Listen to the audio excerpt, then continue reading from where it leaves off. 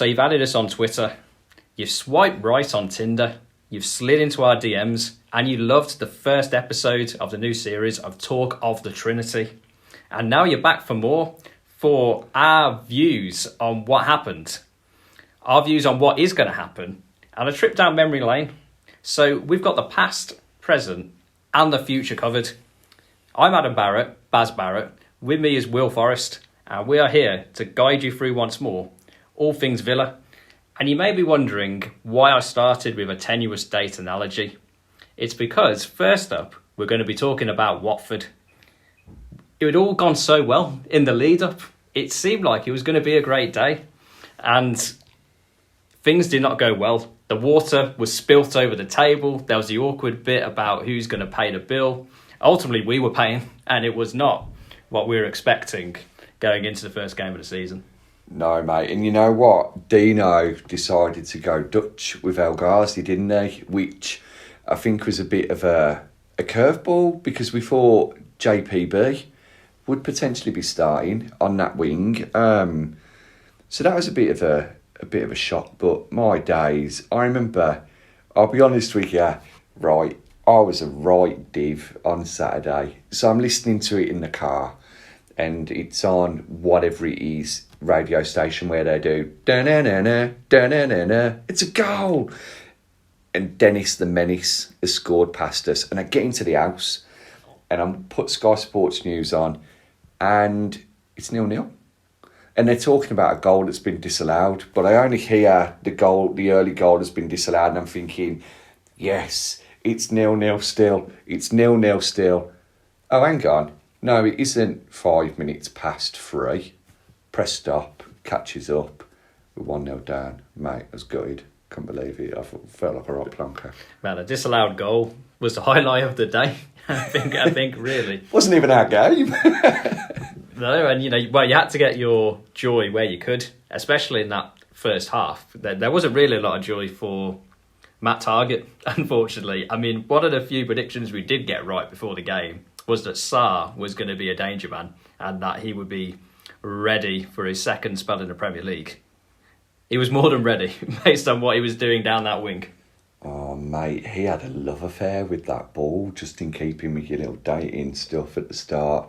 Ismaila Sarr ripped Matt Targett a new one, and it was made even worse watching the analysis on Match of the Day, because you saw how much he struggled. But, I think from watching the game, I saw it online, whether I should say that or not, it just seemed that the defence were really dropping off to try and handle Sarr and Dennis, and they were too far away from the midfield. We didn't really have a defensive midfielder, which a lot of Villa fans on Twitter are calling out for.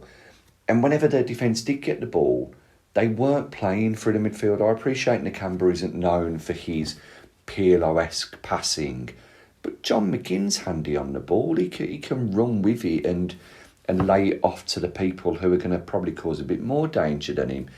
It just seemed very crazy gang Wimbledon. Yeah, there was certainly a lot of isolation between, as you mentioned, the midfield and the defence. Also, Danny Ings isolated on his own up front, very much feeding off scraps, as it were. And it does demonstrate that sometimes stats can only take you so far, and that your eyes have to do most of the decision making to continue, arguably, with the dating analogy. Because we had most of the ball in terms of the stats, in terms of possession, 60-odd% possession, but we were not really, as you've alluded to, doing much with it. We weren't really creating chances. I think we had 2 shots on target. Yeah. Well, one of them was the penalty at the end, we'll come on to. But yeah, it was very much Watford, almost as we suspected, not going all out gung-ho to attack Villa, but when they had the opportunities, really pinning the Villa full-backs in particular back. And it was certainly a bit of a torrid time for Tyrone Mings, Henry Konza. Kind of summed up by the second goal, really. You kind of think the damage may have been averted, got the block in, and then seeing it looping into the top corner kind of summed up the day, really, especially the first half. Definitely. I think when you analyse those goals that we let in, the first goal, Conser was at fault, wasn't he, really? He backed off a lot from Dennis. He lost him. He got close enough to block that shot, but if he'd have been close from the start when Sarr put the ball across, he may have been able to clear it, and Martinez probably could have done better. Granted, I'm not a Copper American winning Premier League goalkeeper, but it seemed like he could have done better. And then that second goal, Target dived in, ball went to Sarr, he's got through, and Mings just backed off him a bit too much. I think they're a bit worried about the pace. Whereas if he'd have stepped up and Conser had come across, or the midfield had tracked back, maybe that ball wouldn't be looping over Emiliano Martinez's head and in. And the third goal, being honest, quality and praise where it's due. It was a fantastic strike. I don't think Buendia could have done much more, really. It was a lovely finish. It was pretty much his first touch for Watford, having been there for about 4 years. Yeah. And it was quite a way to mark your impact at new club. You can't really say new club because you've been out on loan for a while. But I think you touched upon it there. Yard off the pace at the back. And that was something we weren't maybe necessarily expecting going into the game, because the defence was really seen as a strong point, and we were slightly more concerned about how the attack was going to gel. But grasping onto those positives where we can find them. So we bring on Leon Bailey off the bench. He looked lively. Nice assist for the first of the comeback goals that never was. He was fantastic. The fact that he had the vision and, the ability to play that ball into McGinn and not go for Ings or just knock it into the box, which would have been the easy option for him. And Mings' finish, it's got to be up there for match of the day, goal of the month, you'd think. It was lovely across the keeper. And then, of course, we got the second. It was a little bit too late. And it was great to see Danny Ings scoring on his debut. And if I remember rightly, somebody might have said that Danny Ings will score a penalty against Watford, They did. It was a fantastic prediction from whoever that pundit was, an esteemed right out of the top drawer, and demonstrates, even in a not great performance, what Ings is going to bring to the Villa team. Wasn't particularly involved in the game, but albeit it was from the penalty spot, give him a chance and you are going to expect him 9 times out of 10 to put it in the back of the net. And it's that predator instinct which, for all Ollie Watkins brought to the team last year, that he brings a lot of quality things to the Villa lineup, and hopefully we'll see him back fit in the starting 11 as soon as possible. But they are two different players, and I think one of the things that we were looking for with the sale of Grealish, even if we somehow had managed to keep hold of Grealish, was to have something different in the locker. And Ings is going to bring it in terms of his goal-scoring threat, which is good. We got Bailey, who, when he's fit and firing, you think he's going to go into the starting 11. Yeah. Unfortunately, a bit of a sour note. Another cameo from the bench, who we would have expected, when fit, to potentially be playing on that right-hand side in Traore. A bit bittersweet, really, because he's off on the injury table for a while. Yeah, and the goal that he scored in that match against Liverpool was fantastic. A bit reminiscent to, his Bristol City and West Brom strikes, in the fact that cutting in and bending the ball around the keeper. But, fair play to Bertie. He's got that ball and he's taken the game to the Watford players. And, there was tweets saying that Buendia's not a cam.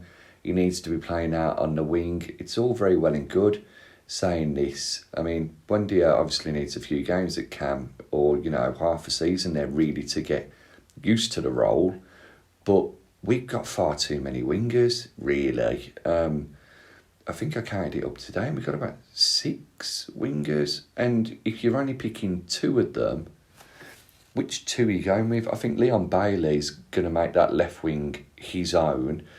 You've then got El Ghazi.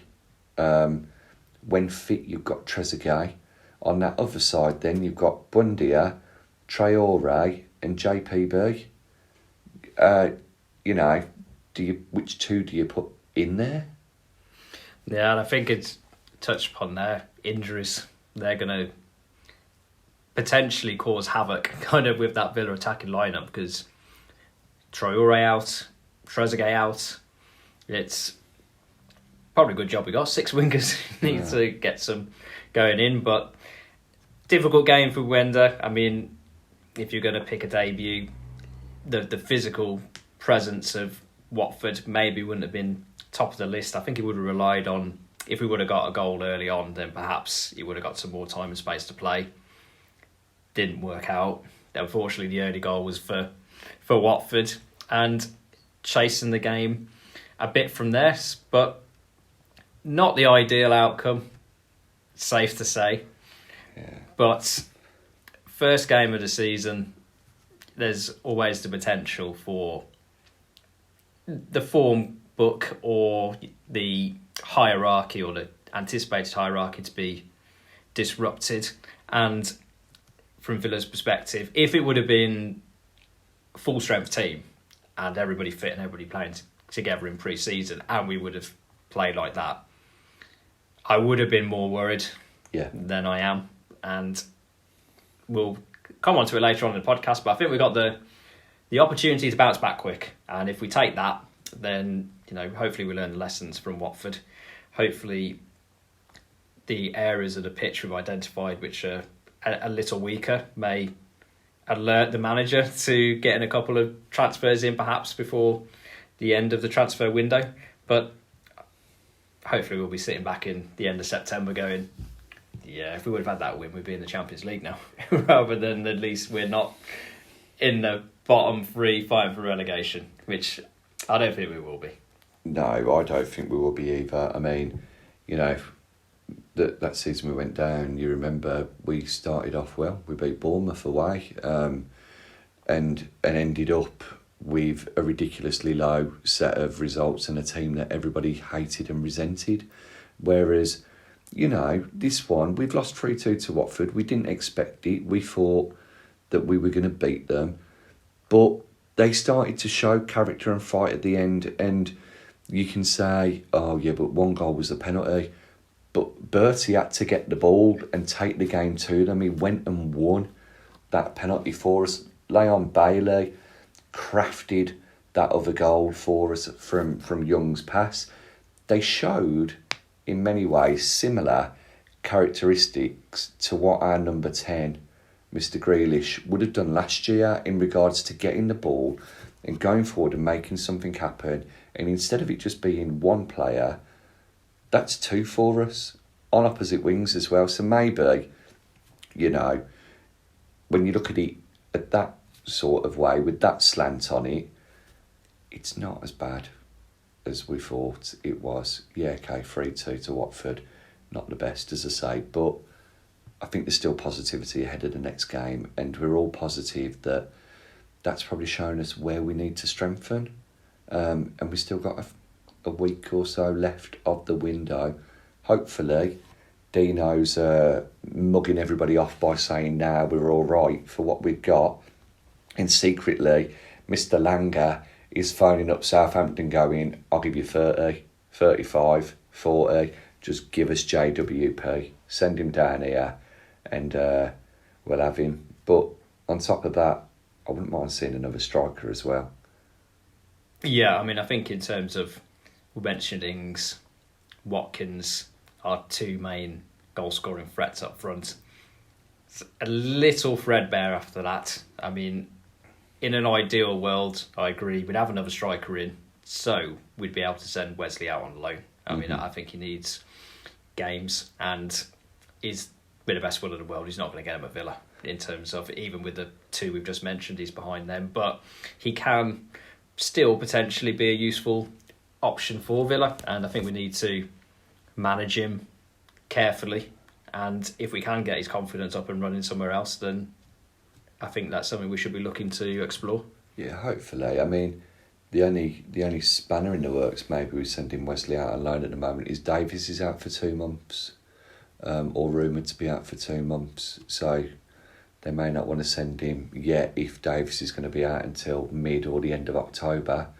Especially with Brad Young going out, I'd really like to have seen Brad Young get a little bit of game time, especially against teams like Barrow in the Cup, or against, maybe 10 minutes here or there in the Premier League, which I think we were hoping Louis Barry would get as well, but he's out at Ipswich doing his thing there. Yeah, I mean, I think we'll be certainly keeping an eye on Barry and what he's doing at Ipswich, and scanning the contract to see if we've got a callback clause that we may be using at some point should we need the numbers. But we're an optimistic bunch here at Talk of the Trinity, so we will leave all talk of Watford and negativity in the past, and we will look forward to the future. And by look to the future, I of course mean we're immediately going to go in further into the past, because next up we're going to have the first in our exciting new instalment of the Ultimate Villa 11. We put this out to the fans on Twitter to decide whether we're going to talk about the Ultimate Villa 11 in the Premier League era or the worst 11 in the Premier League era. By a narrow margin, the fans voted for the Ultimate 11. We will be coming for those players who don't deserve to be in the Ultimate 11 at some point, so nobody is safe yet. But briefly, we've split the Premier League era into 3 decades, really. 92-93 to 2001-2002 season. That's the first 10 years. We're going to have a pick for that era. Then we're going to go from 2002-2003 season to 2011-2012 season. We're going to have picks from that era. Then we're going to have a final pick from 2012-2013 until the present day, including the current season, 21-22. We're going to go through the team 1 to 11. We're going to talk about a different position each week. We're going to debate which pick from each one of those 10 years goes in, and then we're going to pick our Ultimate 11 as it goes along, and we're going to put it out to you, the fans, to pick your Ultimate 11. We're going to put the finalists, the ones who make the cut from each of those decades. We're not going to include loan players in this, though. We'll mention a few honourable players and a few dishonourable, most likely, as well. But in terms of to make the grade for the final cut, you have to have permanently played for Villa in the Premier League. So hopefully that covers off the way we're going to approach it. And the first name on the team sheet, literally, is going to be the goalkeeping position. And we're going to take it in turns to pick kind of who our top picks would be from each of the decades. So for the goalkeeping pick, for the first 10 years of the Premier League, 92 to 2002, Will, who are you going for? Well, there's I've been doing my research because, as you know, I really only started following the Villa mid 94-95. Ian Taylor's debut was the first game I went to, 3-0 win against Chelsea. So I've had to have a little look, and to be honest with you, there weren't too many goalkeepers before the one person I'm going to pick. My pick for there, if you just want the one, because I think there's two who, it could be between, but I appreciate you may say them. My goalkeeper pick has got to be Mark Bosnich. Mark Bosnich and that shattered glass shirt. He had some quality kits as well. I was looking him up the other day, not to look at his kit. But who would blame you? Well, the yellow one, the green one, the yellow Australia one, that is. But no, Mark Bosnich, you know, he was that cool number 13, turn number 1, penalty saving, saluting at Tottenham fans, which we don't condemn here on Talk of the Trinity. Oh, we do condemn. We do condemn. No, we don't like that sort of stuff, Mark, you naughty boy. But it was great. I can remember my granddad telling me that we played Peterborough in the cup. We beat him 6-0 at home. We played him away. We drew 1-1. And he sat on the crossbar. Now, I don't know whether that was true, but the Villa fans are there singing Bozzy, you're a superstar between the posts and under the bar. I can remember him cleaning out Jurgen Klinsmann. That was prior to what he did at White Hart Lane, which he was very naughty for, and I do not agree with, and I'm really sorry if I've offended anybody. But I think the thing that people loved the most about him, not only was the shirt, the fact he was such a cool bloke, the television saves, and by television saves, I'm sure you all know that I mean, he'd dive, push the ball around the post when all he had to do was reach his hand out and stop it. It was the penalty saves. Tranmere in particular, Blues as well on the way to that cup final. He's fantastic. I loved him. He was great. He broke my heart when he went to Man United, and I even wanted his goalie shirt for Christmas, but my mum brought me the Spink one. I'll never forgive you for that, Mum. I mean, those are real hard-hitting memories. And then we're talking about Mark Bosnich as well. But there's a great save with Bosnich. But if you were a kid or even an adult playing in goal in the Birmingham area in the mid-90s and a shot has gone past you and you've got nowhere near it, pretty much guarantee you did the Bozzy, non-save, hands up, look both ways, fall backwards. I did it in the playground at school, straight onto the concrete. We had shelters at our school, if you remember. Bourneville Juniors, that is, for any of you that went there, Bourneville Massive. I remember somebody having a shot and I thought it had gone to the shelter roof. And I stood there. 2 minutes later, someone went, "You're going to get the ball out of the back of the net." So after 2 minutes of doing the bossy pose, I fell onto my back when I realised that they'd scored. Yeah, no, forgot about that. No, quality geezer. But it is mainly the saves, as you said, that we remember Bozzy for, especially the penalty heroics, as you said. The Tranmere semi-final, League Cup 94 sticks out in the memory. And he was in goal for 2 cup final wins, last 2 trophies, Villa won. So in terms of the Premier League era, most successful goalkeeper in terms of the medal count. Villa legend or cult hero? I think because of the way he left, as you've pointed out, it denies him entry to the legends, I think, unless the doorman guarding it has gone off for a cigarette and he can sneak in round the back. But I think certainly that cult hero section, certainly if somebody's doing a piece of art along the side of the Trinity Road with some of the key figures in the last 30 years, he's on there. He's been spray painted on there, and maybe in the background, but I think he's in there. And to be honest, in terms of who I'd pick from that first 10 years, I'd have Bosnich as well, in terms of, because of the memories, the personal memories, because he was in goal in a pretty successful team, in the mid-90s. I mean, you've got the Brian Little era where, we established ourselves back at the right end of the table. And yes, it wasn't great the way he left. And I remember being in the stadium when we played Man United in the League Cup, and it seemed pretty much as punishment that he was put in goal over Man United that day. Absolutely torrid time from the fans on the pitch. Villa won comfortably, and it was a nice little closure exercise, really. I mean, I probably feel slightly differently if we would have lost that game. But yeah, I think in terms of the 90s selection, early 2000s, Bosnich goes in there for me as well. We could have had a couple of others. Mm-hmm. I think in terms of, I'd say the only real rival for the spot was David James.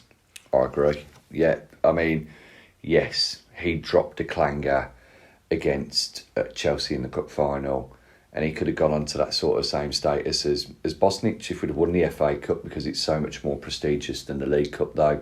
Any trophy you do at the moment, even into Toto again. He sort of left acrimoniously, didn't he, as well? He wasn't great how he went to West Ham. No, and as you said, he's so close to... He probably would have been a legend if he would have won the cup final. I mean, we'll touch upon that team, no doubt, more as we go on through this, but really good team in terms of only lost 2 games in the second half of the season. Great cup run as well to the final. Some real iconic moments, games.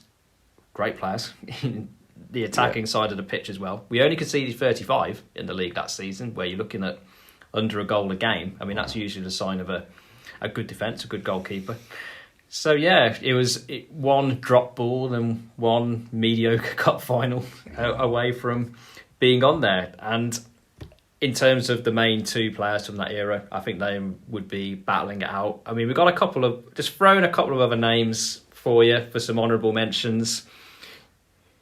You got Peter Schmeichel there for 1 season. Yeah, scored. First ever goalkeeper to score in the Premier League. Yep. You know?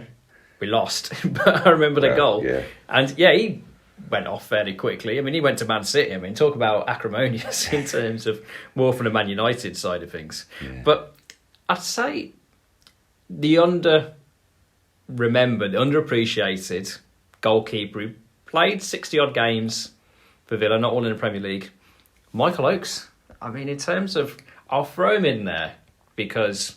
And this probably isn't really an endorsement of his goalkeeping ability, but we talked about classic teams. One of the games of the Premier League era that Villa fans would put up there, I would say. Villa 3, Arsenal 2. Yeah. When we were 2-0 down at half-time, come back to win 3-2. He was in goal that day. I mean, that's as good as I got in terms of Michael Oakes. And also, we were top of the league at Christmas. We lost on Boxing Day. He got sent off for handball outside the area, but he wasn't outside the area. An early victim of there not being VAR. So he was ahead of his time. I remember him being in goal when we lost 2-1 away to Sheffield Wednesday on the first day of the season, and Richie Humphreys scored past him. And I remember thinking, why on earth is Michael Oakes in goal? He wasn't too bad, you're right. And other names, really, for that sort of era, Nigel Spink was obviously around about then. Yes, it was towards the tail end of his career before he went to West Brom, and quite recently I'm sure he said that he regrets going to West Brom from the Villa. He wish he'd have stayed around. He also said that he wants to play right back against Man City and do Jack Grealish in the tunnel, which was quite funny. But, you know, he's got to be a Villa legend for things that happened pre-90s. Yeah, before football began, he was already a legend. Yeah, definitely. On top of that, Peter Enkelman was there for 2 seasons within that era, but he was mainly reserved, you know, to Schmeichel. Big Neil Cutler, he was there for a year. Adam Rachel as well, you know.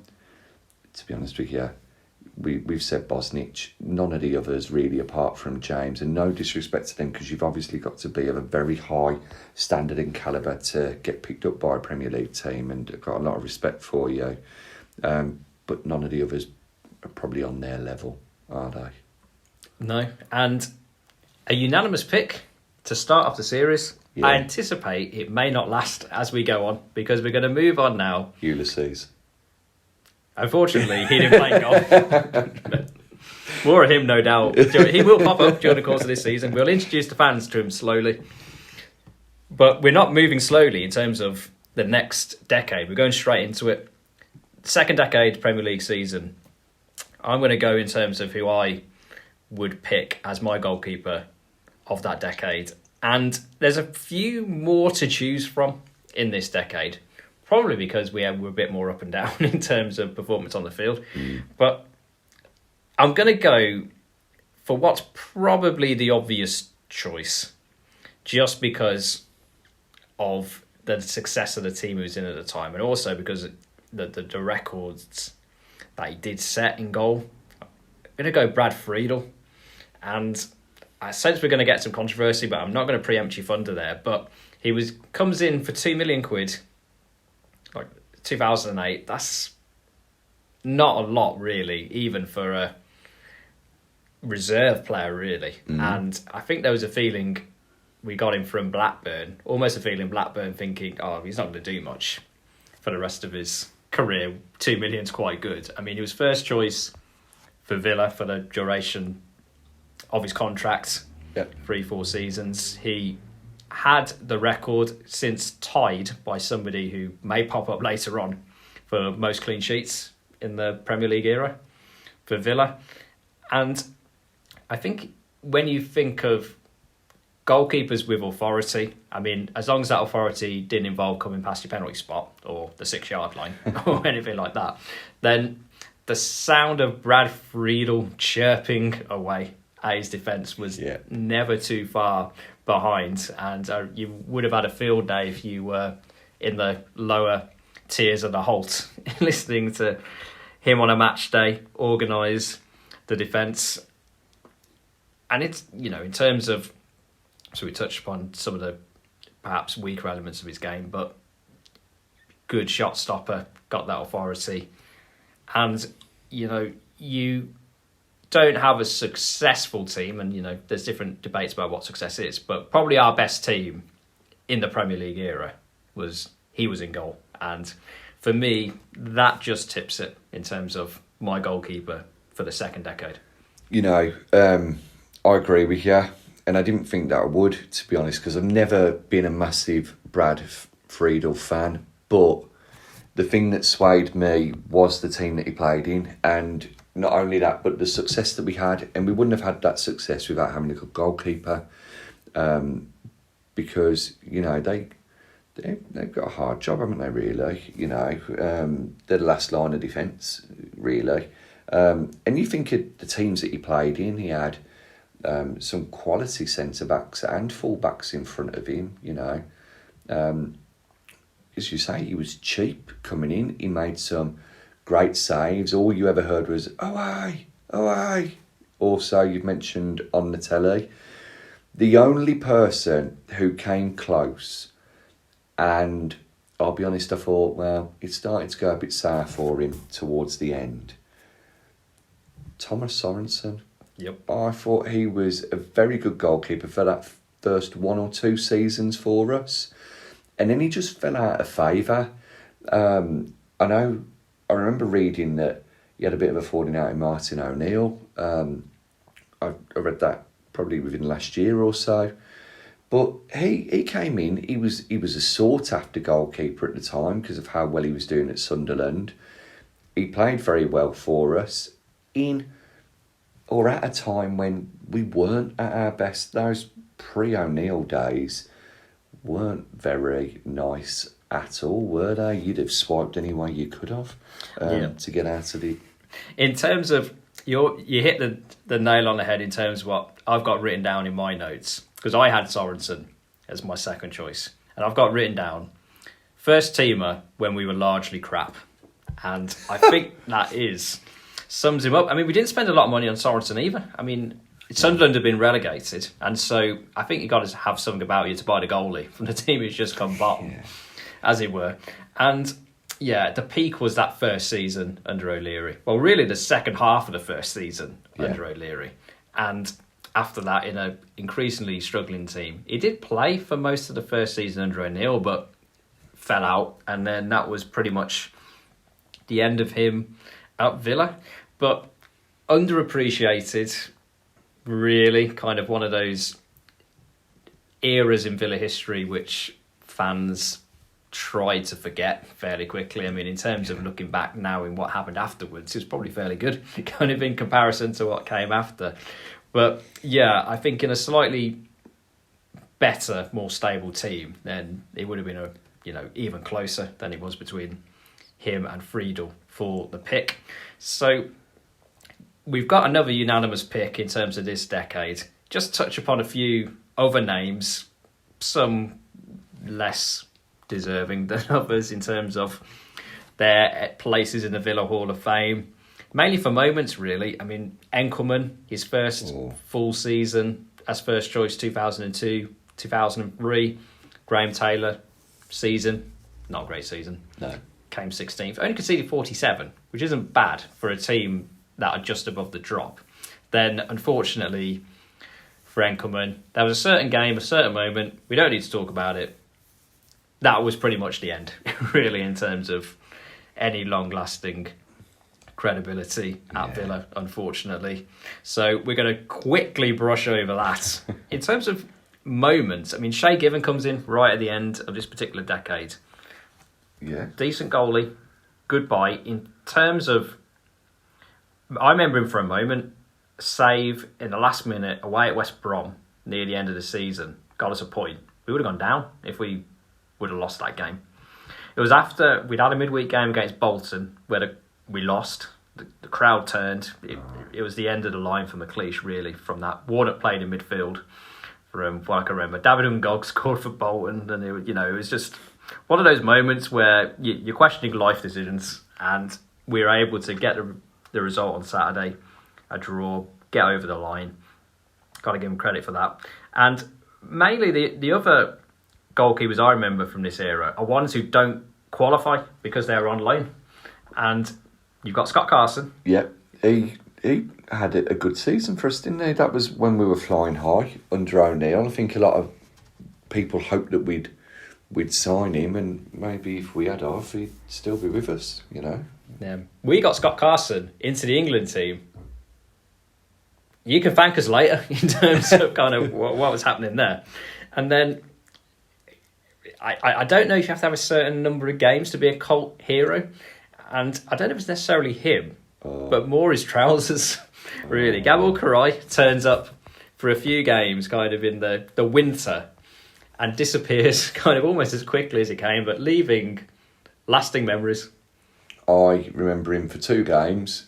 One, not so much him, but Charlton away, mainly for the fact that your mate, who's a Charlton fan, bumped into us and a Villa fan shouted he's got a condom on his head because of the type of hat he had.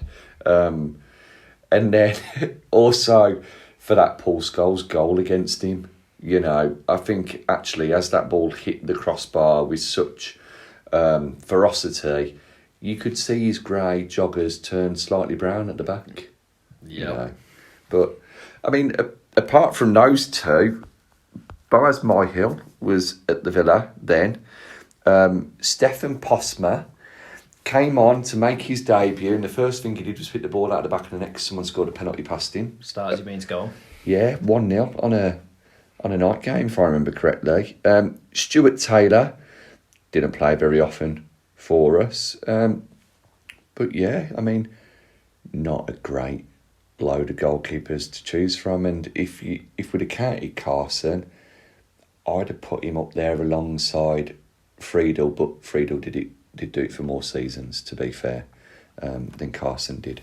Yeah, that would have been a what if in history if we would have been able to sign him on a permanent deal. Because as you said, I could have seen him being goal for quite a while.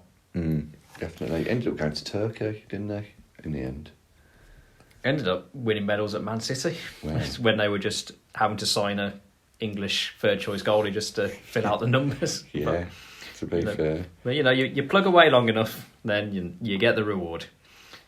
Though a tenuous link into the final decade, from 2012 onwards, we didn't really get much reward for most of this decade, and the goalkeeping cupboard was a little bare in terms of trying to get into the Hall of Fame. But you have the pick in terms of who's your goalie of the last 10 years. I've got the power. It's between 2. I'll be honest, well, it was between 2. It's not. I'm only going to pick one.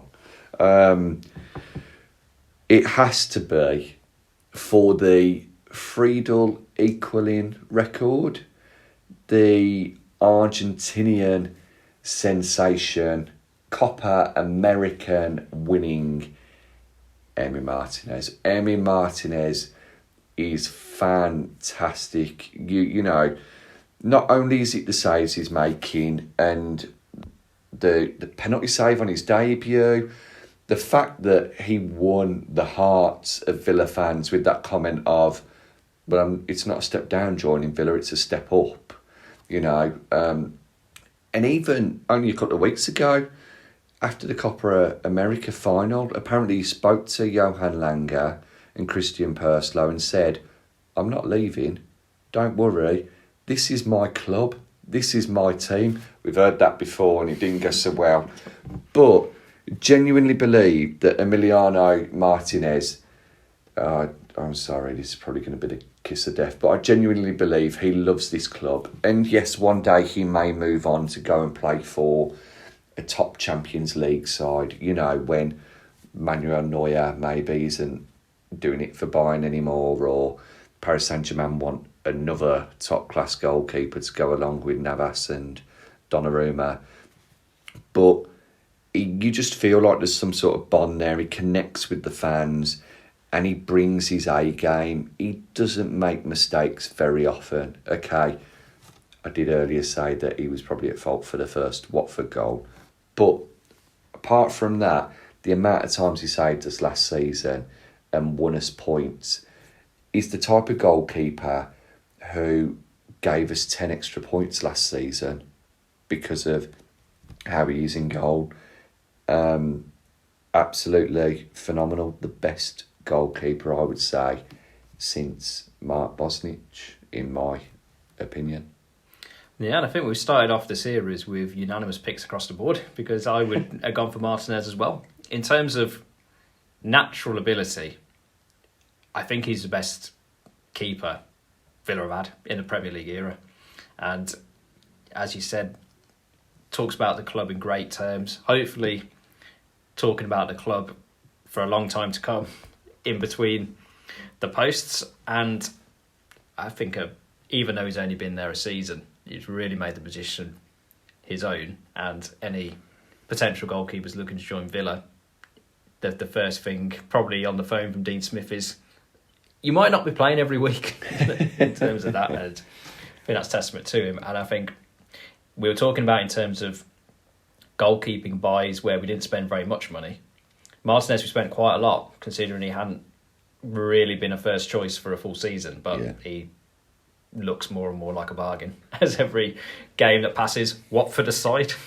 Yeah, definitely. You know, apart from him, the only other person from this era, and we've had some right stinkers, but I'll be fair, Tom Heaton, if he hadn't got that injury, you know, I'm sure he'd have been a big player for us, and I think we probably would have been a bit more comfortable than we were at the end of that season, you know, hanging on by the skin of our teeth in the end.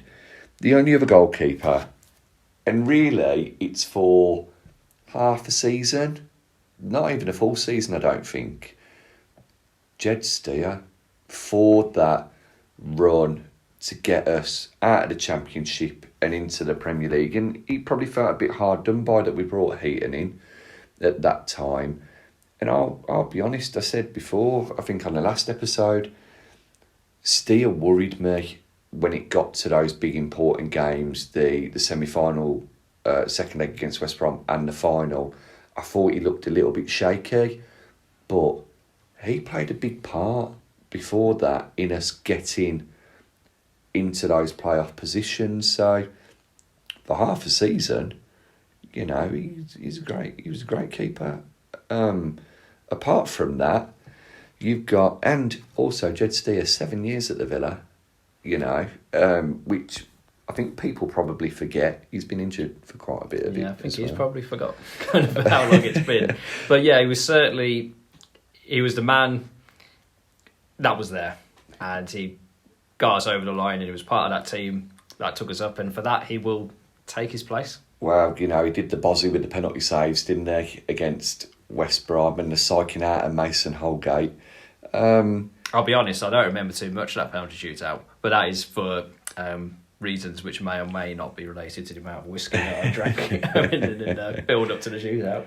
Well, I mean, you know, apart from them two, you've got Brad Guzan, and Brad Guzan was probably on more of the decline at this point, at that period. I mean, people raved on about him, how great he was that one season. I can't remember the year, but I know he beat QPR at home 3-2 and he made a top-class save from Chris Samba, who later became a Villa legend, of course.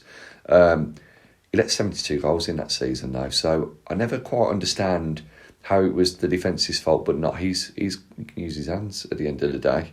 The interesting thing about Guzan, his first full season was the first season of this last decade. And he'd been released before the season began. And we had to get him back because we couldn't really get anybody else to play in goal. And in terms of the longest run in the team as first choice during the decade, it has been Guzan. And neither of us put him in the top one. Probably, arguably, wouldn't put him in the top 2 or 3 in this decade. And he was not in a team that kept clean sheets very often. I think there's an element of the defence wasn't very good and the team wasn't very good. He wasn't, you mentioned in terms of Martinez, the goalie who wins, saves you 10 points a season. Guzan was never that goalie. I don't think he was bad. I mean, I think in terms of there was a lot of dross around him, which didn't help.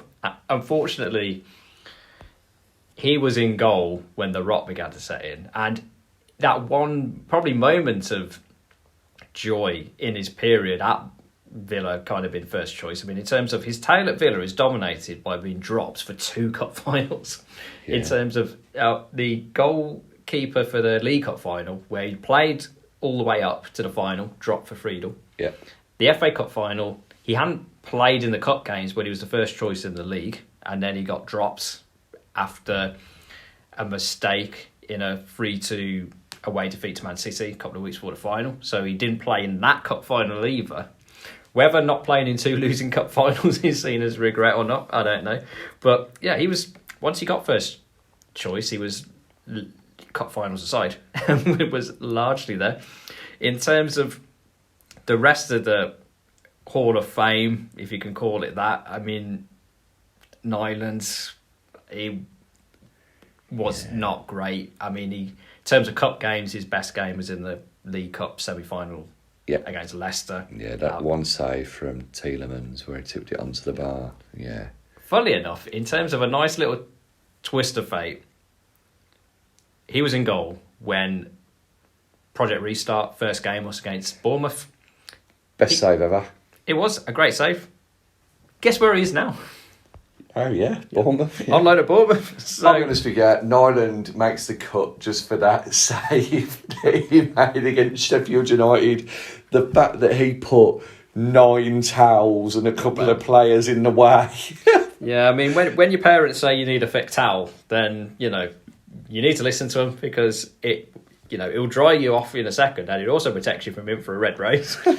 So, Nyland aside, I mean, you're scraping the barrel a bit in terms of permanent goalkeepers. Galini, half a season. Spurs seem to have been tempted, potentially in. After that, you're looking at loans, really, in terms of the good and the bad. Sam Johnson, on loan. Quality keeper. I really wish we'd have bought him at the time, and I'm surprised nobody snapped him up yet from West Brom. Yeah, it's a shame we nearly went bankrupt. Otherwise, I think we probably would have had him in, and I think it was really disappointing that we weren't able to make him a permanent player. And then another loan player who I don't think is really as quite well remembered, Pepe Reina. Do you know, I was looking at Pepe Reina, and he did all right for us, really. I mean, the Leicester game away when we lost 4-0, okay. But apart from that, he made some crucial saves at times. I remember when we beat Arsenal 1-0 with that Trezeguet half volley. He made some great saves there, and I think he just brought something else to the team. I mean, apart from them, you've got Lovre Kalinic. We hardly knew you. Yeah, I remember his debut against Hull and thinking, what on earth is this? I mean, I'll be honest with you, a person who I would put above Brad Guzan, and I'm going to get pelters for this, right? Because something about Guzan, yeah, okay, there was a period where he was great and people were feeling sorry for him when he got dropped for that cup final, because I think they wanted him to transition past Friedl at that point. He made the amazing Peace Cup final save in the penalty shootout against Alessandro Del Piero, where he booted a rolling ball back at Del Piero and told him where to go. He was that offended by the penalty. Put that on your mantelpiece. I would put Akos Anodi in front of Brad Guzan, because even though we lost 4-1 to Liverpool with him in goal, fair play to him, he gave it a go and it could have been a lot worse. You know what? I'm being serious. Don't know, Guzan. Sorry, Brad. Nothing against you, mate, but nah, not having it. Well, Swap left. You've heard it here first in terms of where Guzan goes on the pecking order, but wait till we do our worst 11. Okay. You may be hearing the same things again. But we've got unanimous picks across the board for the three, one from each decade. Bosnich, Friedl, Martinez. 3 into 1. Oh. Who's your pick in terms of the number one? Literally the number one for Villa in the Premier League era? It is literally just changed. Honourable mention to Brad Friedl, but nah, mate, sorry. Thank you though for your service, like type of thing. And then what do you go with from there? Do you go with what you remember the best? This person coming into your club from a better team than you, if you like, having a fantastic debut season and going on to achieve so many other things outside of the Villa? Or do you go with somebody who made himself a cult hero over a few seasons? And I am gonna have to go with Mark Bosnich. It was going to be Martinez, but I think because Bosnich did it over a number of seasons, and I think if this was 2 seasons into Martinez being with us, and he played, he had the season he did last year, and he had half as good a season, I'd be picking Martinez over Bosnich, but I'd go Bosnich at the moment. I think you've pretty much taken the words out of my mouth as in terms of my pick. If Martinez is still there at the end of his contract, he's walking into this team. But Bosnich goes in terms of both our teams, first pick in the Ultimate Villa 11. So you've heard our pick. We're going to put it open to the fans on Twitter, the final 3 in terms of the ones from the decade. Yeah. Let us know who you'd pick, and we'll be building a fans 11 alongside our 11, and we'll see how different or how similar they are, and then the ultimate head-to-head, which, because it's our podcast, our team's going to win. Spoiler alert. But, we're going to see if the consensus of the Villa fans is as seemingly on the same page as we are. Yeah, definitely. Well, next time it'll be right backs. I know my choices. You know my choices as well. Well, actually, it's between 1 or 2. But yeah, no, nice one. So let's see what the Claret and Blue Army say, and see if they agree with us with Bozzy being that superstar.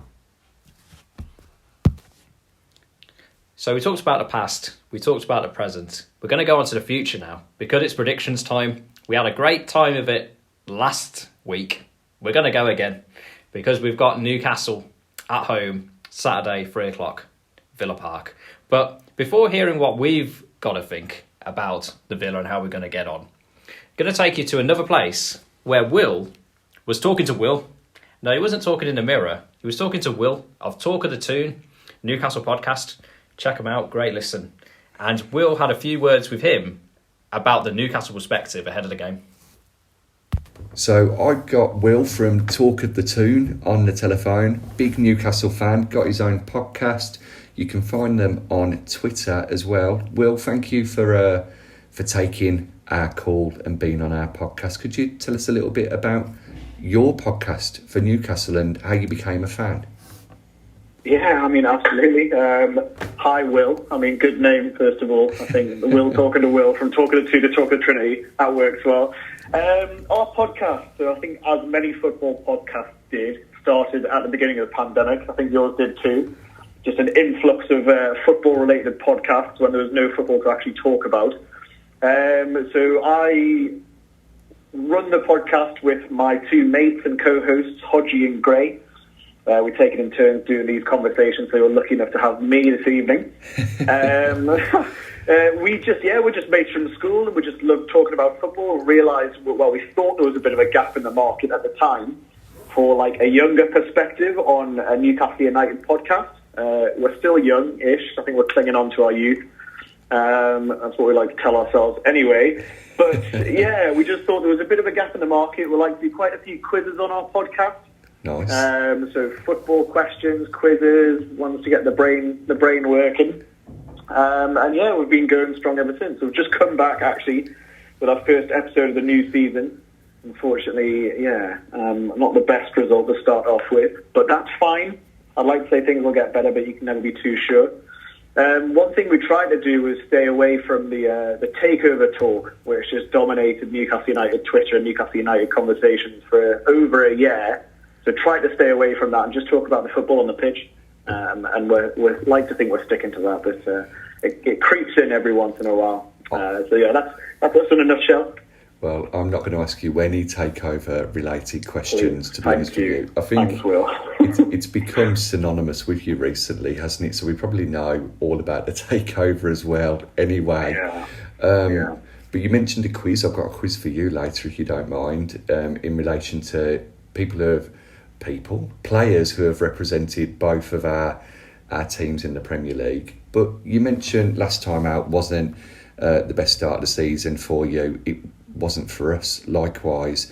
But yeah, can you give us a bit of an overview as to what you felt maybe went wrong in that match, but also what went right? Because you were leading at half-time, weren't you?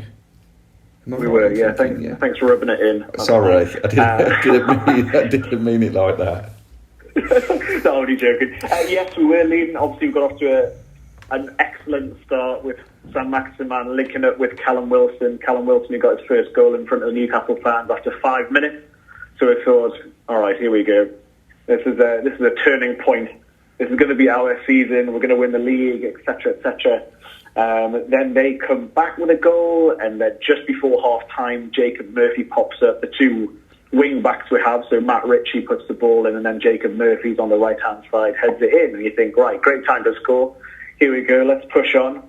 Let's go and get it over the line. And then they score 3 goals within 21 minutes, and then we're all back whinging and crying and shouting at Steve Bruce again.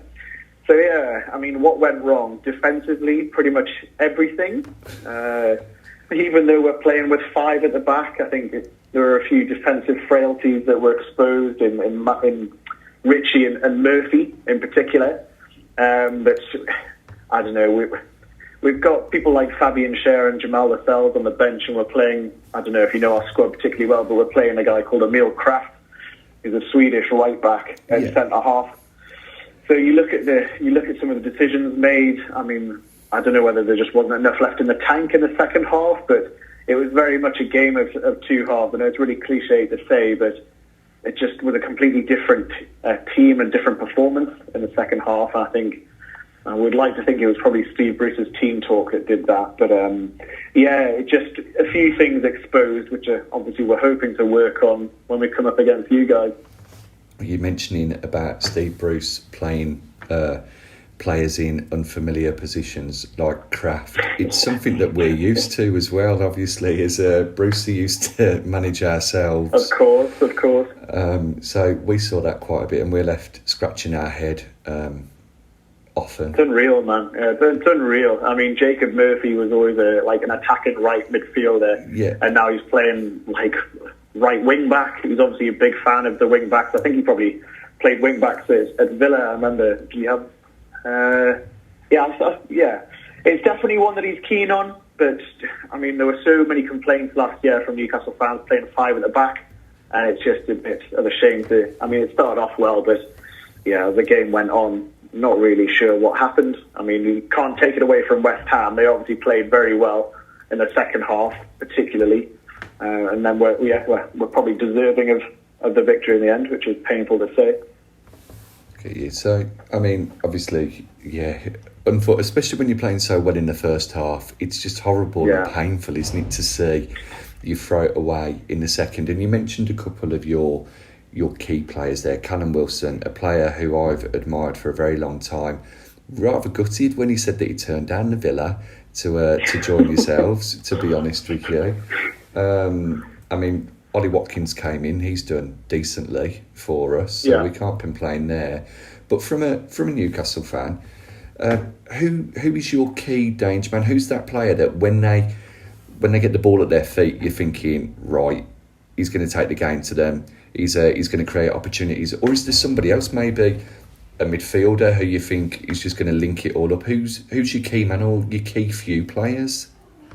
Oh, well, key man, if you're talking about taking the game to the opposition, is definitely Alain Saint-Maximin. Yeah. I mean, I think that word mercurial is used. He's like, we've had like mercurial players over the past few years, like the Saint-Maximin, like the Hassan Ben Arfa's, players that play the kind of football that we like to see, the entertaining football. Yeah. And he did that really well in the first half. I mean, he turned, I can't remember who it was maybe Aaron Questrell, their left back, but I can't remember who it was actually, as I think back now, but he turned someone inside out and then puts the ball on a plate for Wilson to head home. And for the first goal, we thought, right, here we go. Not very often we got to see those two link up too much last year. With a lot of our squad suffered quite heavily with COVID and injuries, and there just wasn't really any consistency in our first team squad in terms of getting minutes on the pitch. So looking forward to hopefully keeping them fit and seeing those two link up again in Wilson and Saint-Maximin. But it's also hard to look past Joe Willock, who's come in for 20 to 25 million quid. Yeah.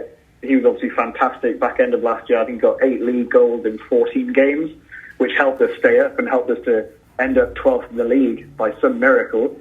But if he can carry on the form that he was showing back end of last year, then I think we're laughing, really.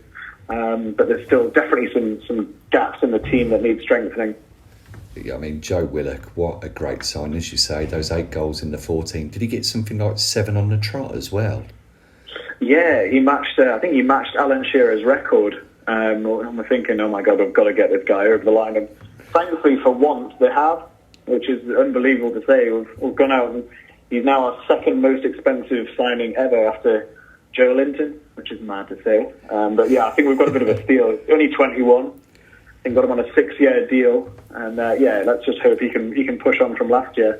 Well, definitely a player who you'd think that if he can carry on like that would be in contention for the England squad next year, because there were rumours about him being called up to the squad this time, weren't there? With Southgate taking a few extra players. So it only boosts our options for the World Cup next year if he does have a good season for you. And the same with Callum Wilson. England could do with another alternative to Kane. I know they've got Calvert-Lewin as well. But out-and-out strikers are hard to come by nowadays. 100%. I mean, so I would have thought you'd have said Saint-Maximin, to be honest with you, Callum Wilson as well, Joe Willock, brilliant. I mean, whenever you played us, you've always had very good players that are dangerous. You mentioned Ben Arfa, completely forgot you'd had him, but you had the likes of Ginola, Gillespie. I mean, Joey Barton and Andy Carroll undid us in that 6-0 win that one season, didn't they? But remembering Newcastle as that team with Les Ferdinand up front as well, and Aspria, and just the squad of players that you had when you were right at the top of the league, always fantastic to watch, to be honest with you. And always felt like you had 1 or 2 danger men, which it seems that you've got again now. So from a Newcastle fan's point of view, when you look at the Villa team and you're getting ready for that match and you're thinking, we're going to go down to Birmingham, we're going to take the game to them, we're going to beat them. Who is it that from the Villa that you sort of single out as the danger man or danger men, if you don't mind me asking? Yeah, absolutely. I mean, it's been really interesting seeing your transfer activity over the summer. I think looking at it on paper, I think you guys were invested really well with the Jack Grealish money. I mean, Danny Ings is really hard to look past. He's kind of the same vein as Callum Wilson. He's just a born goal scorer. So I think he's definitely going to be a danger man for us. But you've got to really look out wide, and you've got to look at those players that if we play the same way as we played against West Ham, we're going to take it to our wing backs and probably expose those frailties. I mean, Leon Bailey is probably really hard to look past again, use that phrase. I mean, he seems like a bit of a steal for 25 mil. So I don't know if he's going to be starting for you guys. You'll need to let me know. And then, again, just talking about new signings, like Emi Buendia, I think I really rated him when he was at Norwich. He seems a little bit expensive for 33 million or so. I don't know what your thoughts are on value for money on Buendia, but yeah, he's going to be one we'll be looking out for. Definitely, just anyone who's going to attack those wing backs. I think that's probably where you're going to find success if we do play that five at the back again. I get you. Well, that's hopefully Dino's listening to this, so he can write that down. I mean, you mentioned there about Emi Buendia and the cost that he is. It does seem a bit expensive, but all transfers nowadays do, don't they? Really, I think. From our game against Watford, they played him more centrally rather than on the wing where he's been playing for Norwich. Right. So his debut probably didn't go as well as planned. I think he was trying to impress a bit too much when he was taking on 5 players at a time and getting tackled. But Leon Bailey, in his 25 minutes, won man of the match. So, really? Yeah, so hopefully that will be somewhere where we can attack you with him. Yeah. So looking at that game, and we've both, well, you've mentioned there 3 players that are attacking and 3 players from us that are attacking. And I'll be honest with you, I'd agree with the 3 that you've said for us also. Mm-hmm. Do you have a score prediction for the weekend? Oh. Yes, it's going to be horribly wrong, but I don't like to predict that we'll lose. So at the very minimum, it'll be a draw from me. But I've got to be optimistic, don't I? I'm going to say 2-1 to the Toon. 2-1 to Newcastle United, because you've got to, don't you? How about you? What are you saying? You've got to back your own team. I'll be honest with you. At the moment, we also look a little bit vulnerable at the back, but I think that's because our central midfield partnership isn't probably as solid as it could be. We're looking at getting a DM in, or we're looking at James Ward-Prowse, which I think most Villa fans are hoping we can pull off, though it will likely be upward of 40 million. Yeah, I think you'll get. That'd be unreal. It'd be a good signing, but I think you'll get a couple of goals past us. But I'm hopeful that we'd be able to get one more. So I'm going to go 3-2. I'm going to go 3-2. Yeah. I'd normally just score more goals than the opposition. That age-old rule. Kevin Keegan football. Kevin Keegan. We know it well. Yeah, we know it well. So as the season pans out, and I'm pretty certain I know what your answer's going to be here. Villa Newcastle in the league. Do you see yourselves finishing higher than the Villa? No. No. Okay. No, I don't. Just because of the way you've strengthened your squad, I don't think you guys are actually looking to slow down. I think I could see you guys strengthening more so in January as well, whereas we're now looking, right, we've got Willock across the line. There's more talk of players leaving than there are coming in. So no, I do. I think we did our kind of table predictions in our first episode. I think Hodge and Gray both said in around 15th or 16th, and I was a bit more optimistic and said I'd probably take 12th again. It's like a commonly known thing. I don't know if you've seen the Sky Sports. Like they did a fan poll, or like a YouGov fan poll about least optimistic Premier League fans, and ratings out of 10. I think Newcastle fans were at the bottom with 3.1 out of 10, and you've got like Man City fans up at 9, and Villa fans high up there as well. Like there's just no optimism at all. We can get excited by people like Willa coming in and Sam Maximan, Wilson, but in terms of the overall picture, until like something drastically changes at the top and with the hierarchy of the club, like we're not aspirational at all. But of course that could all change. You get one result behind you. If we go out and thrash you guys, then I'm going to be singing a different song. Of course. I mean, one result. I think before Saturday we were winning the league, and then we lose to Watford, and we're 3-0 down, and we'll be lucky if we don't get relegated straight down to League One because of how bad we've been. Fickle. Yeah. So fickle. Yeah, well, David O'Leary said that about the Villa fans a good few years ago, to which we responded with, "We're not fickle, we just don't like you," which seemed to be the right retort at the time. So we've had a couple of fans, I say fans, Twitter followers ask us some questions. There's only the two that I've had a chance to pull off from there. So I'm going to ask you these if you don't mind. Yeah, go ahead. The first one, we'll keep with what we've been speaking about before. If you stop St Maximin, do you stop Newcastle?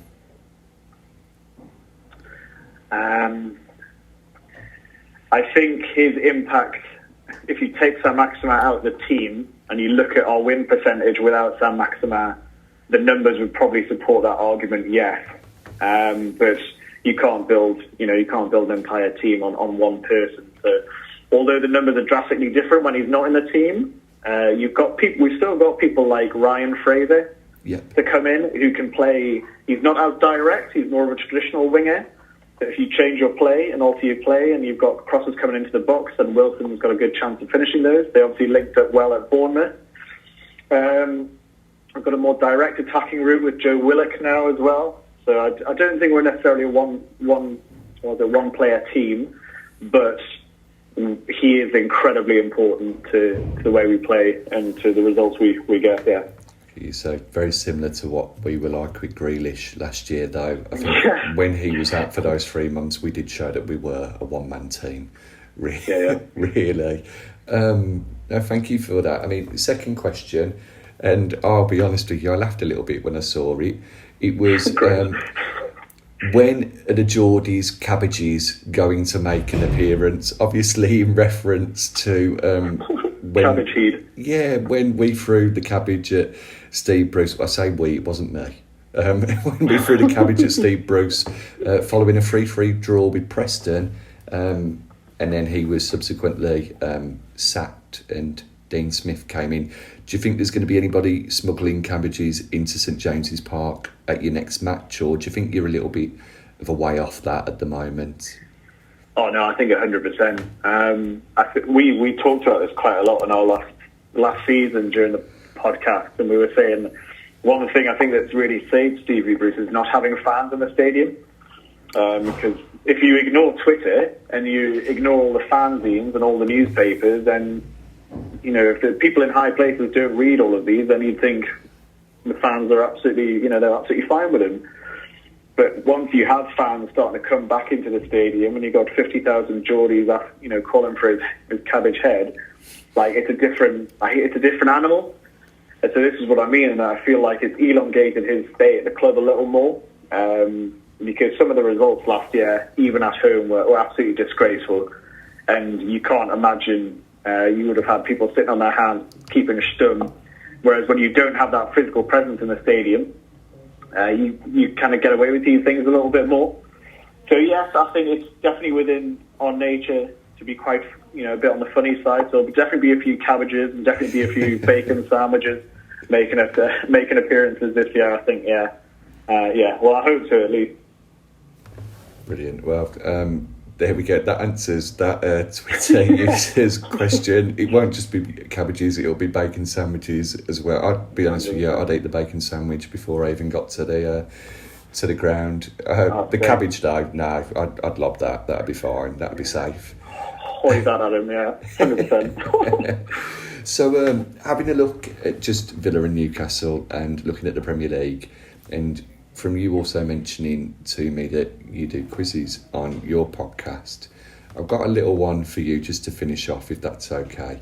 I've identified that there are 11 players who have represented Villa and Newcastle. I'm going to ask you if you can name as many as possible, but I wonder how many reckon you'll be able to name out of the 11. Oh, shit. Well, see, I've set myself up for a fall now, haven't I, by saying that? How many do I think I could guess? I don't know, seven straight off the bat sounds like it's an achievable number. Okie dokie. No, that sounds like a good confident number as well. So fair play. We'll go with that. I'll pass it over to you then to tell me who you think those 7 are. Right, here we go. This is where it gets a bit different. Right, okay. So in terms of legends, I think David Ginola played for both teams. Yep, David Ginola played for you guys. Yep. Nobby Solano, although we like to think he didn't play for anyone else, I'm pretty sure he played for you guys and West Ham as well. Aaron Hughes, did he play for you guys? Aaron Hughes, yeah, we bought him from you for $2 million. Yeah. Right, there you go, okay. Another one that hurts, Shay Gibbon, legendary Newcastle United goalkeeper, I'm pretty sure played for you guys. Yeah, 4 of them. Yeah, you're on a roll, mate. Nice, yeah, let's keep it going. One I'm not too sad about, Charles Nzogbia, or jokingly I called him Charles Insomnia. I'm pretty sure he played for you guys as well as Wigan as well, I'm pretty sure. Yeah, that's right. We got him from Wigan, didn't we? Yeah. Yeah. Here we go. So Charles Nzogbia. Wayne Routledge played for you guys. Do I remember that one correctly? What an absolutely brilliant call that is. Yes. Oh, Wayne God, I thought you were going to say something else there. No. Wayne Routledge. Wayne Routledge. What am I up to now then? So you got 6 there. So there's 5 more. I'm not too sure about one of them, but I'm confident. Right. I put them down. It said on Wikipedia that he played for both of us. So right, okay. Well, I'm gonna I've got 2 more actually. I'm gonna beat my right. James Milner definitely played for both. James, absolutely fantastic player. Absolutely brilliant. Oh yeah, I saw a stat about him. He's like 35 now, but he ran something like nearly 13 kilometres in their opening game of the season. Like the oldest man there, but still running the most. Unbelievable engine on him. My days. And then another one that just came to me there was Habib Bey. Yeah. Pretty sure we sold, or Habib Bey left us to go to you guys. Yep. 8. It's going to annoy me that I don't get the last 3 now. I'm going to embarrass myself now. I'm not going to say it. Marlon Harewood? Marlon Harewood, yes. Is he another one? Yeah. He is. Mate. Okay, and I think I might have reached my limit now. I don't want to embarrass myself. Unless you could give me clues for the last 2. I can give you clues. One of them is has got the second name of a country within Europe, not too far from England, and the other one surname is a type of vehicle. Okay. So the country one is Stephen Ireland. Yep. And the vehicle, does it have 4 wheels? It does have 4 wheels. Yeah. Stephen Carr? Close. No. I could give you half a point because you got the second name right. Stephen Carr. No, I'm out. I'm drawing up a complete blank. Franz Carr. Yeah. I wouldn't have got that. Oh, that's annoying. Shit. Mate, thanks for the clue. No, that's still like 10.5 points to be fair. You know, Franz Carr. Take that. I don't think many Villa fans would remember that he played for us. I think he played once again after he joined us from Forest, maybe scored a goal, and that was it. And I think he scored against Forest for us. But yeah, no, that's great. I mean, well done on getting 10.5 points. That's the highest that we've ever had from an away fan. You are the first away I'll fan. take that. Okay.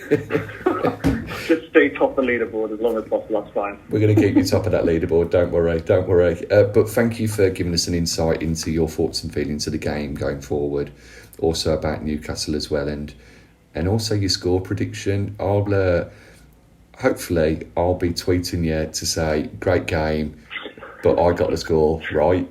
Whereas if it was yourself, I might just block you. I'll be straight on Twitter. Don't worry, I'll be returning the favour. No, that's brilliant. Well, thanks so much, Will. Yeah, thanks for having me.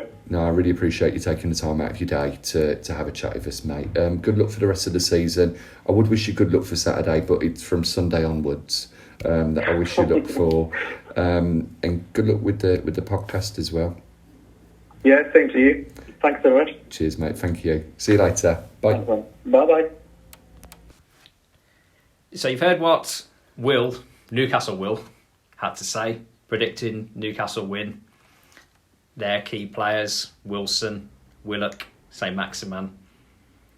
perhaps not too much of a surprise in terms of their predictions. Also not too much of a surprise in terms of Villa will, in terms of backing the boys for a home win. And really good conversation there in terms of the strengths and weaknesses of the teams. So I suppose that leaves that for me in terms of my prediction, really. I mean, I know you're all loving the podcast we put out Saturday morning before the Watford game, Baz on the phone. I mean, if ever a segment did exactly what it said on the tin, that was it. I mean, I can confirm it was me. I was on the phone. There's nothing more to add, really. But now we've got Will around the podcast table. Going to give my prediction for this game based at time of recording. And unsurprisingly, I'm going to go for a Villa win. I mean, I think in terms of Newcastle, their threats are obvious. I mean, it's one thing knowing them, it's another stopping them, admittedly. But the home crowd, hopefully going to be a sellout. The whole end really back in full voice for the first time in, over 18 months. The atmosphere, and it does make an impact as demonstrated by the opening round of Premier League fixtures. The home fans, especially at Watford, Brentford, other places, really giving the home team a lift. And in a prediction which I'm sure is going to be replayed constantly, probably from about 5 o'clock on Saturday afternoon, I just don't think Newcastle are much good in the overall scheme of things.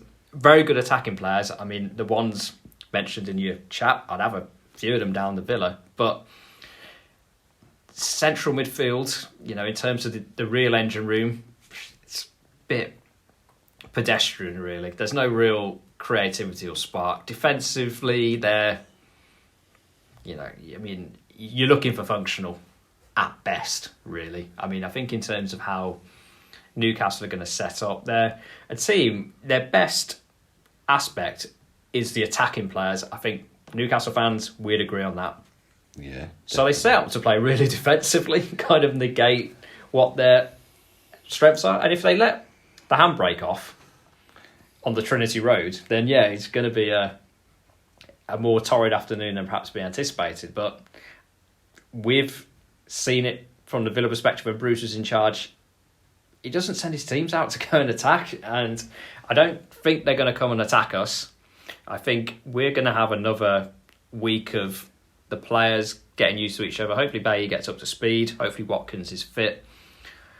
I think we're going to have too much for him. And I remember the game last season at home where we won 2-0. I mean, we just comfortably kind of toyed with them, really, for the last half hour. I think we could have had more goals.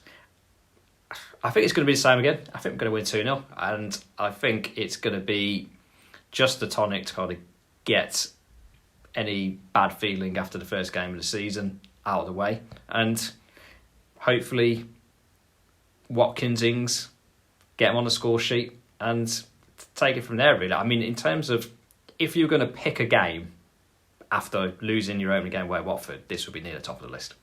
Yeah, definitely. And Will from Talk on the Tone had mentioned that, the picks that Steve Bruce is doing are head scratching, and he doesn't think it would be long before the Cabbages are brought to St James's Park, and that Bruce probably lasted a bit longer because there weren't fans there. He mentions that Kraft, a Swedish right back's playing right-sided centre-back in a back five, and how they've got Murphy and Ritchie as their wing-backs who are great attacking, and Ritchie set up Murphy against West Ham. But if you attack them and you get in behind, which I'm sure Leon Bailey and Emi Buendia will be looking to do, that you're going to get goals, you're going to be able to take the game to Newcastle. They don't have Dubravka at the moment.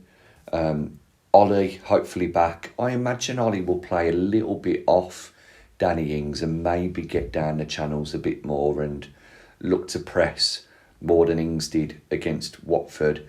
And I think it will be 3-2. I do think that there is that vulnerability with us in defence at the moment. I do wonder with Target, I mean, I don't think he'll start at left back, But with Target, did he have such a great season last year because there weren't any fans in the stadium?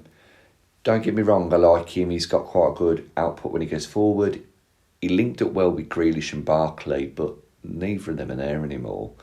And for us, you know, against Newcastle, John Joe Shelvey is going to have a blinder. He's that type of player who will have a great game against us. Like I said to Will earlier, Andy Carroll and Joe Barton ripped us a new one in that 6-0 win. If you remember when Stephen Ireland made his debut for us, it wasn't great. But we should have enough to beat them. And I think Danny Ings pops up with another goal, and I wouldn't be surprised to see either Leon Bailey, Bundia or Young, and I'm not going to mention all the players, but one of those three bagging a goal also for us. Yeah, I mean, I do have sympathy for Newcastle fans in terms of what's going on off the field. Not great for them. Hoping for it all to end. Hopefully that's what they'll be thinking at 4:45 on Saturday. Hoping it's going to end when Villa are comfortably in front. So that brings us to the end of this episode of Talk of the Trinity. Talks about the past, present, future. See how much of it we got right in terms of our predictions.